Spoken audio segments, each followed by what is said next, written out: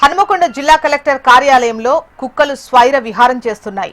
Collector కార్యాలయ ప్రాంగణంలో శునకాలు హాయిగా సేద తీరుతున్న దృశ్యాలు చూసి అందరినీ ఆశ్చర్యానికి గురిచేసింది. దీంతో గ్రేటర్ వరంగల్ మున్సిపల్ అధికారులు ఏం చేస్తున్నారు అనే ప్రశ్నలు ప్రజల్లో ఉత్పన్నమవుతున్నాయి.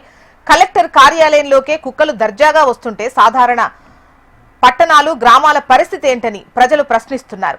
జిల్లాలో రోజురోజుకు కుక్కల దాడులు పెరుగుతున్నాయని, చిన్నారులు పెద్దలపైనే కాకుండా మేకలు, కోళ్ల లాంటి అనేక జంతువులపై కూడా దాడి చేస్తున్నాయని ప్రజలు వాపోతున్నారు. ఈ మధ్య సుప్రీంకోర్టు ఇచ్చిన ఆదేశాల ప్రకారం తెలంగాణలో కూడా కుక్కలను పట్టణాలు గ్రామాల్లో తిరగనివ్వకుండా నివాసిత ప్రాంతాలకు తరలించాలని ప్రజలు కోరుతున్నారు.